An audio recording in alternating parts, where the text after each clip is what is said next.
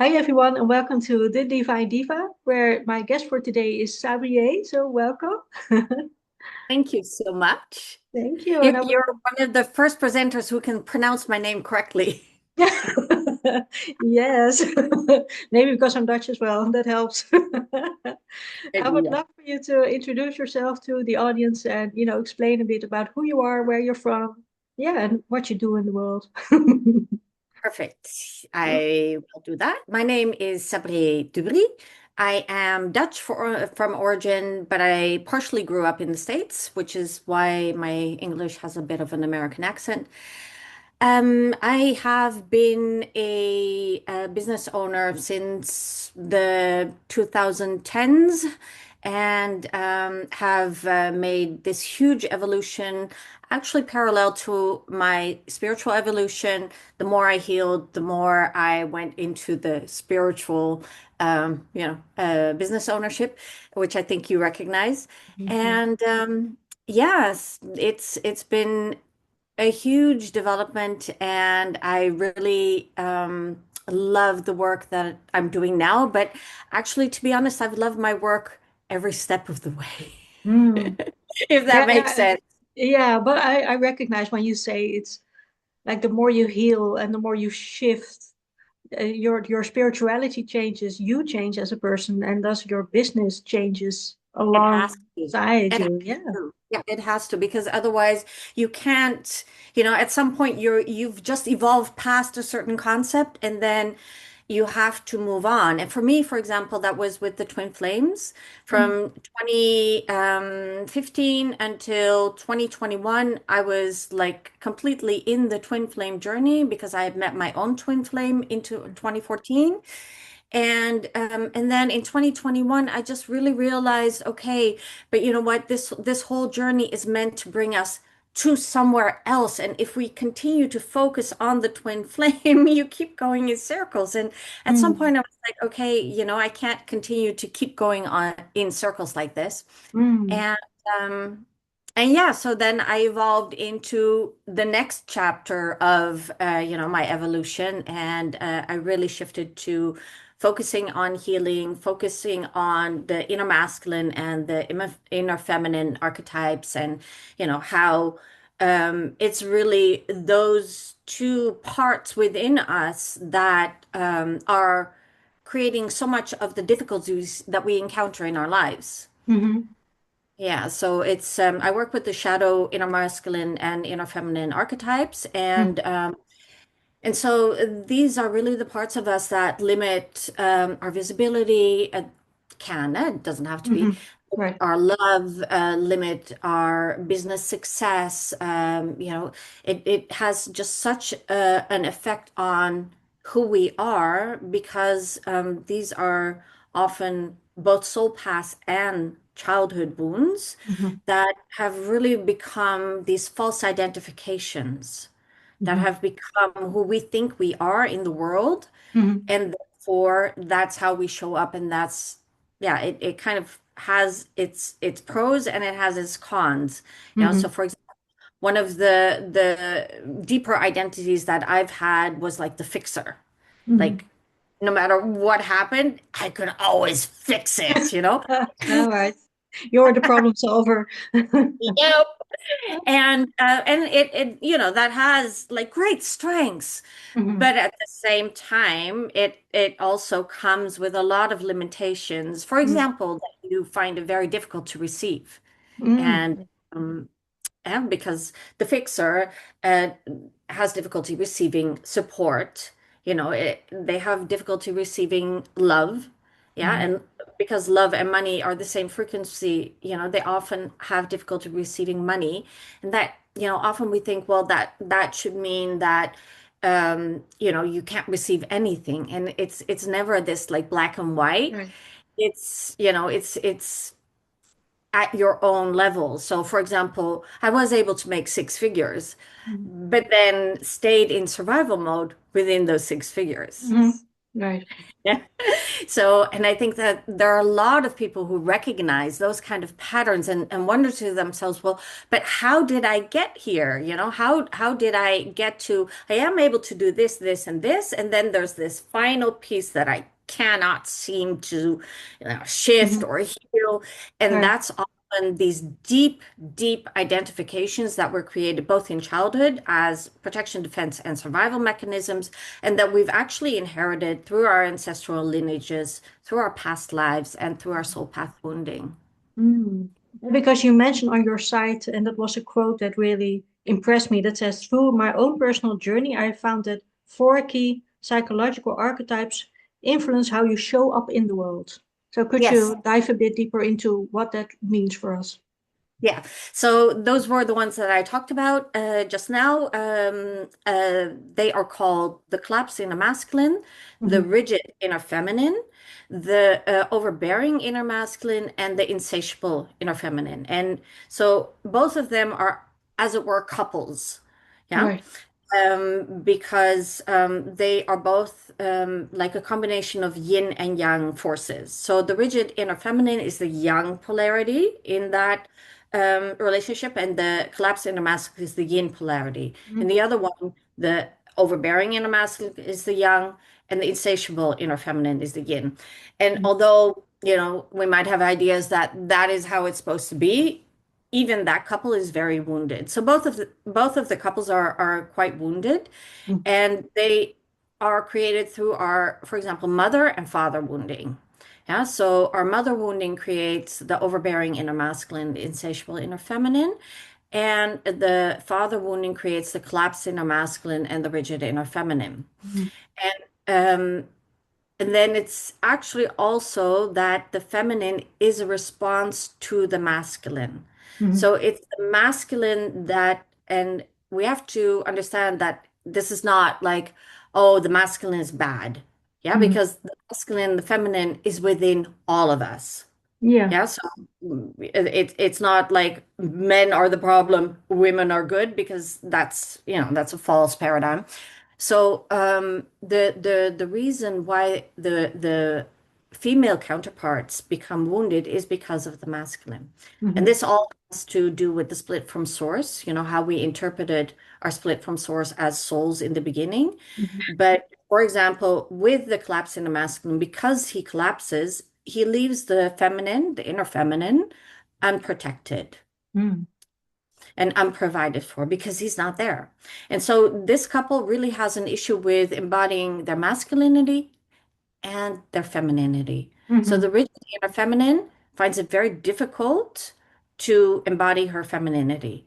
And so for us in business, that's often that we go into hustle culture, Hmm. like really hustling.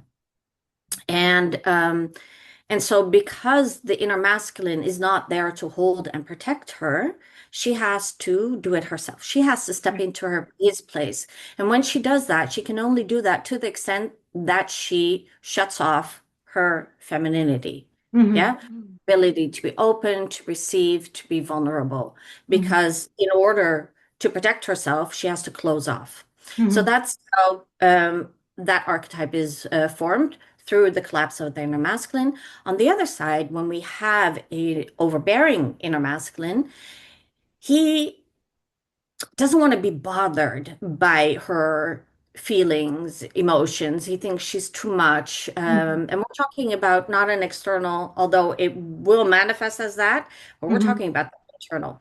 Right. So women with an insatiable inner feminine always have an inner overbearing masculine as well. So there's an inner part within the woman that is suppressing her femininity to the extent that the feminine cannot do anything but just burst open and over flood everything.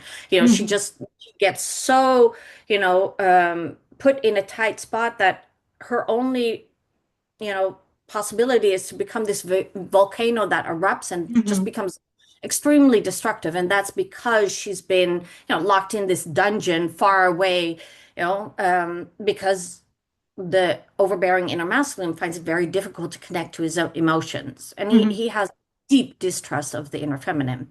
And so we can hold that for quite some time. And then at some point, the dam is going to break Right. and everything comes flooding. Mm-hmm. So that's how those archetypes are created. And Mm-hmm. then the masculine is actually created through our split from source. So when we split from source, it's a decision that we make as source. Yeah, we make the decision to split from source. But when we're on the other side of that split, we forgot that we were the one that made the choice. And Mm-hmm. like children, like a little child, and this level of our soul journey is our childhood. It's like our soul's childhood. So like a little child, we'll look back at that situation and the pain, and we'll create a story around it. And so we'll tell ourselves that it's because we're abandoned, because we're rejected, because we're cast out, because we're thrown away, and all of that makes the inner masculine within us collapse. Mm-hmm. And also with the inner masculine, when it collapses, it can go either way. It can either become extremely weak, Mm-hmm. or it can become extremely controlling. Right. Yeah, which is the overbearing masculine. So that's a little bit of how we got there. And when we look like historically how the evolution of humankind has, progressed, we can see that, we grew from a goddess culture Mm-hmm. where the women were more in charge than the men, and then went through the patriarchy, and now actually we're going into an era of more a feminized organization of social life, Mm-hmm. which has its own problems. It's Mm-hmm. not all positive either.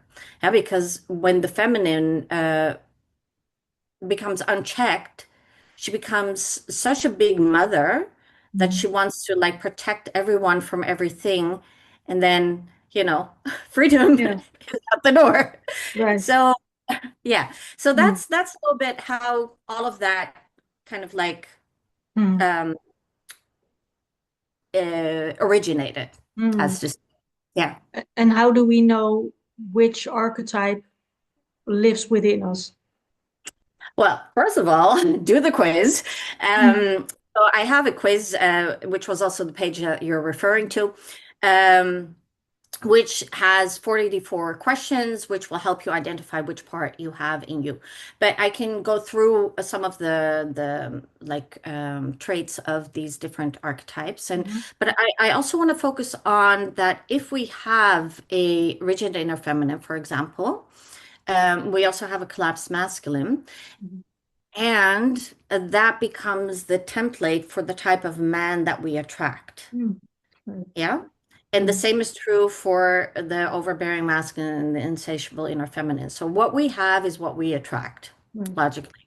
Mm-hmm. And so if you find yourself in a relationship with a man who has difficulty taking responsibility, who has difficulty stepping up, who has difficulty providing, protecting, um, making important decisions, handling the finances, yeah, for example, maybe even difficulty committing to the relationship, Mm-hmm. not, wanting to get married or wanting to leave his options open or flirting with a lot of other women, et cetera, et cetera. That is the collapsed inner masculine. Mm-hmm. Yeah. And so there's women who say, well, my husband is like my third or fourth child. Yeah. When they say that, which is not a nice thing to say about your husband, No. doesn't help. Doesn't help. But it is actually how they experience it because both the collapsed inner masculine as well as the rigid inner feminine tend to take the child's role within a relationship. Mm. Right. Yeah. And it's also because these men tend to have like Peter Pan syndrome. They Mm. never want to grow. Right. And when a man has Peter Pan syndrome, he tends to attract a woman who has Wendy syndrome. And if we remember the story of Peter Pan, Wendy was this big mother of Mhm. everyone. And Right. that is the rigid inner feminine. She's the mother, she's the responsible one. Hmm. Um, she's the fixer, and etc., etc. Yeah, she So makes the decisions that the man doesn't. exactly. And then he turns around and says to her, "You act like the man in the relationship." Oh, right. Yeah. Yeah. Yeah, And because you yeah, aren't. Yeah. exactly. I can't step up. I can't be, the man that I want to be because you are in my way. Right. But if he's really honest with himself, then, this is the type of relationship that he has recreated over and over again Yeah. because that is the part of himself that he's healing. Yeah. And Mm. she, on the other end, is healing the part of over responsibility. Right. So often the rigid inner feminine was a parentified child. Yeah, Right. she was a parentified daughter. So she already learned how to step in and take Hmm. responsibility and be more than she was actually capable of Right. at a very young age. And so she has this pattern of needing control in order to feel safe. Hmm. So I don't know if you ever watched what was it now, the something Housewives. Um, do you Desperate remember? Housewives? Yes, Desperate Housewives. Right. And Hmm. remember Lynette in that story? Yeah. The blonde one with all the kids and and Yeah. and the husband. So she is the expression of the rigid inner feminine. Like, she has her shit together, she can earn a lot of money, she has this kind of like masculine thing about her. She's not Hmm. very feminine. She Hmm. she she has this masculine energy about her. Yeah. And and she can do the household, but she wants the masculine world because that's where she will heal her father wound. She wants Hmm. to, be seen as good, and she wants her father's praise, and she can't get that in the household. So she Right. goes to the outer world to try and get that. And this is not to say that women should, find their joy in the household. Hmm. It's to say that um, we should not be doing these things from wounding. Hmm. Exactly. And there's always, of course, that balance, that delicate balance that needs to be found where both your masculine doing energy and your feminine being energy are both like seen and heard and felt and present. Exactly. Well, and that's the biggest struggle for the rigid inner feminine. She cannot embody her femininity. Hmm. Yeah, she Right. cannot embody her vulnerability Mm. because she's had to be the strong one, the responsible one. She has been, you know, forced to step into the masculine role and she's become the pseudo masculine. Hmm. So that's that couple. Then we have the other couple. We have the insatiable inner feminine. The insatiable inner feminine is like she's the victim, she's the damsel in distress, she gets herself into all kinds of trouble. She often needs a lot of rescuing from friends, from family, from her partner. She makes decisions that aren't very logical because she's led by her feelings.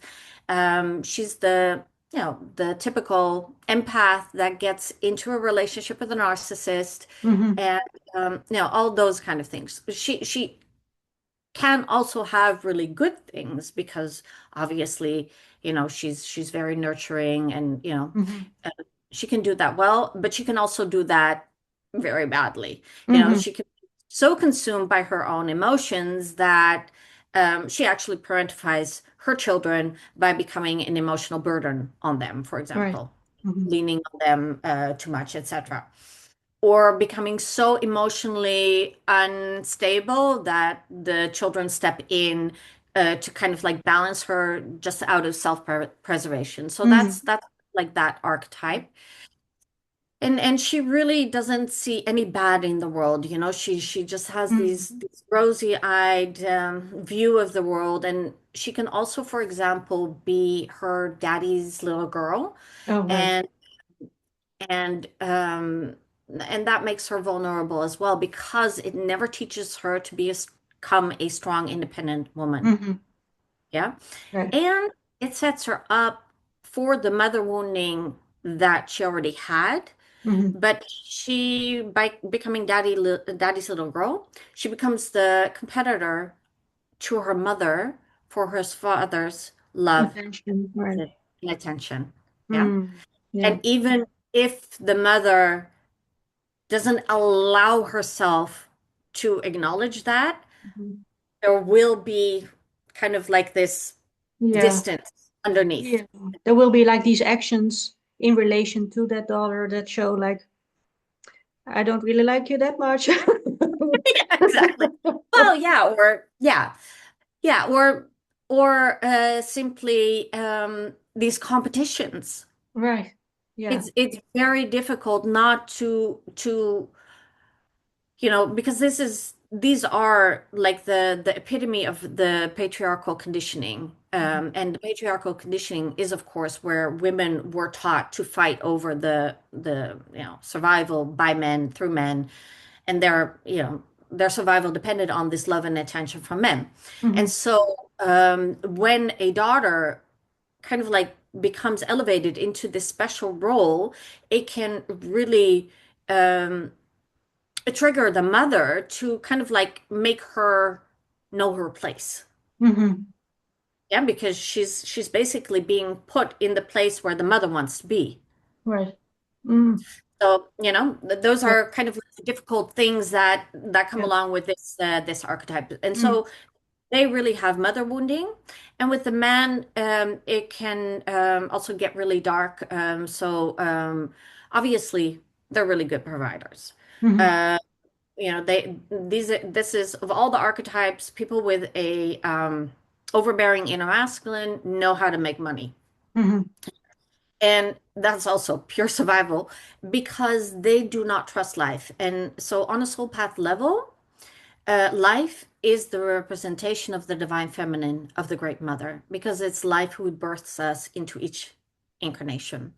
And so when someone has an overbearing inner masculine, they want to kind of like build these ivory towers to protect Mhm. themselves against life.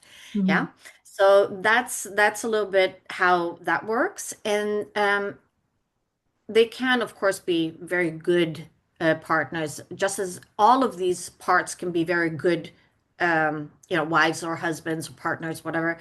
Um, and of course, we also have healthy parts within us. We're not just only these archetypes, and we can also actually have all four of them. It's not like we just have the two.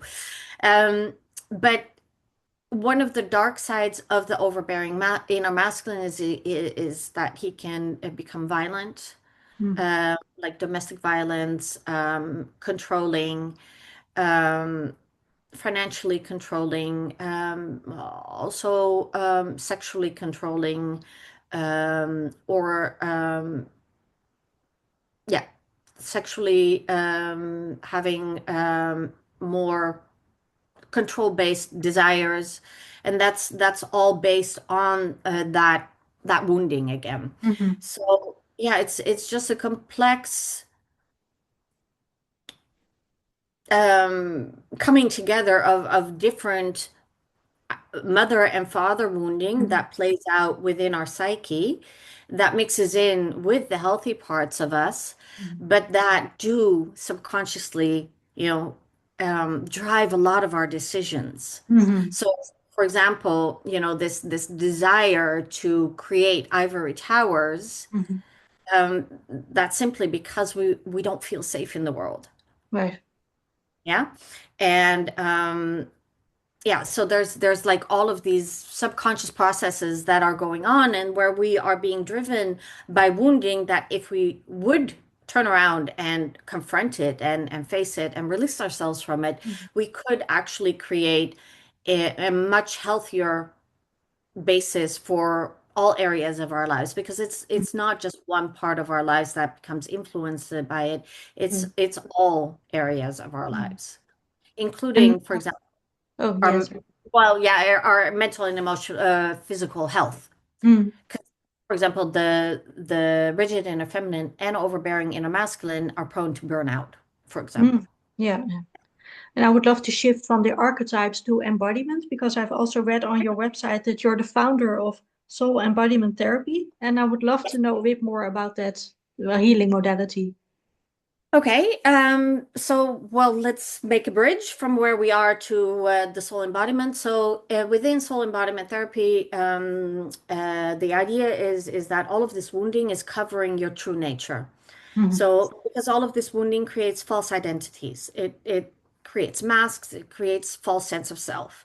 And so, when we remove these masks, when we are able to let go of these false identities, we can come to the embodiment of who we truly are.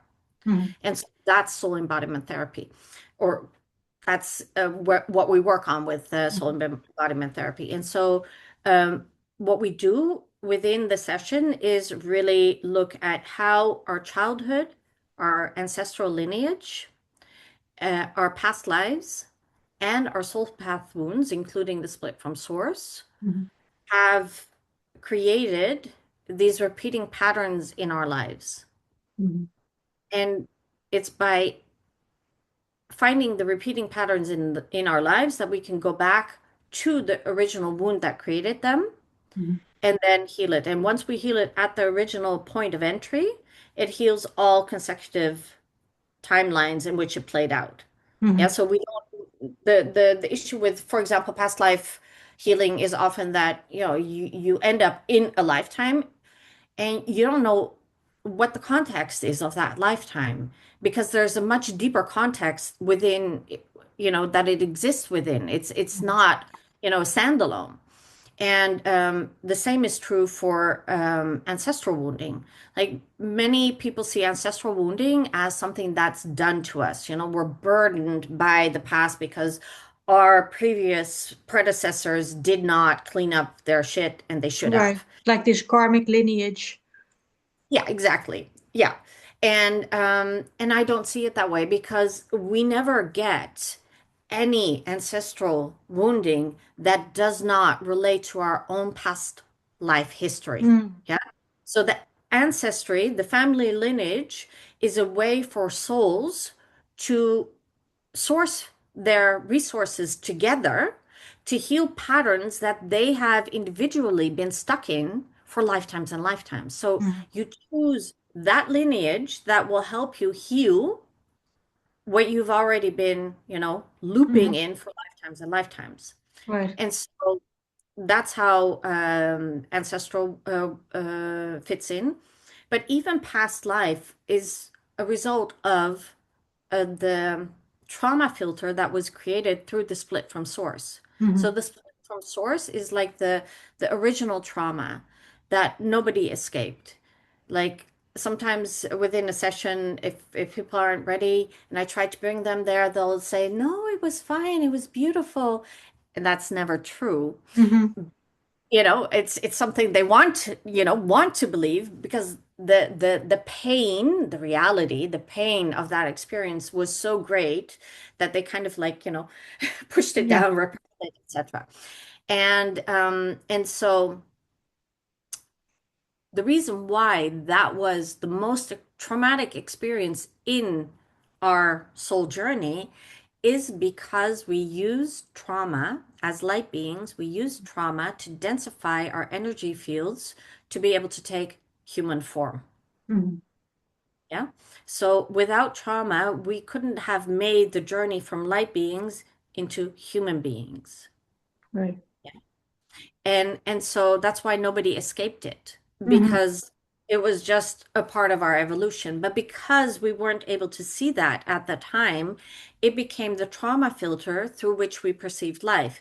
Mhm. So if you interpreted that, so I'll take my example. So my example is that I interpret it as being cast out. Yeah, so it's like really the story of Lucifer, who once was God's favorite and then comes cast out and is exiled from heaven. And that led to many lifetimes in which I experienced being cast out Mhm. of communities, being shunned, you know. So that's kind of like the red thread that is through my soul journey. But Mhm. everyone has their own red thread, not their own unique red thread because Mhm. there are only a couple of them. But we all have our different way of interpreting things, and basically at the same time, all of them are true. Mhm. in the perceiving of the ego in any case. The abandonment, the rejection, the being cast out, the being thrown away, that's all discarded.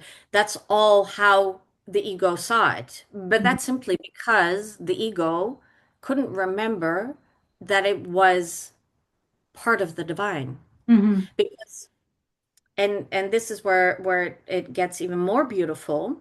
And again, remember that the masculine and the feminine are archetypes and aren't actual people. Yeah, so Mhm. it's not about the men and the women. So the ego is the divine masculine. It is the protective part of the soul that split off, and the soul is the divine feminine part. Mhm. Yeah, and that actually also explains why the feminine became so demonized within human culture. Mhm. Yeah, because in the end, it was the ego that said to the soul, it's your fault that Right. we ended up here. Of course. Yeah. So, Makes and that's sense. the whole story of Adam and Eva, right? And Exactly. Yeah, I yeah, thought that sounded familiar. exactly. Yes, but that's actually what happened on like this very archetypal level. So Right. it wasn't, actual Garden of Eden, um, but in a way it was because the the being with with the source, yeah, that was like heaven, that Mhm. was like being in the womb, everything taken care of. You didn't need clothes, you were fed, it was warm, it was heaven. And then you're expelled. Mhm. And I'm kind of wondering where I'm going with this at the moment. But that that is the misinterpretation that we created because we were never expelled from there. Ah, yeah, that's where I was going with Mhm. this. The thing with wombs is they're liminal spaces. You cannot stay in a womb forever. Mhm. And that is the soul's journey. We are on a journey from unconscious oneness with the divine to conscious Mhm. oneness with the divine of our own free will. And Mhm. that was only possible through the incarnation journey, through the separation from Mhm. source. Mhm. Well, Yeah. our time is almost up, so I have to ask my last question already, and that is, when do you feel most divine? When do you feel most divine?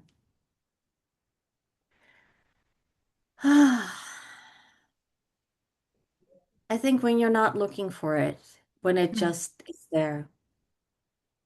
Yeah. And I Yeah. think the divinity is within the being. Mm. I love When we that. can really be. Yeah. Yeah. And thank you so much, Javier, for sharing your wisdom with us. Yeah, it was great. Thank you so much for having me. Thank you.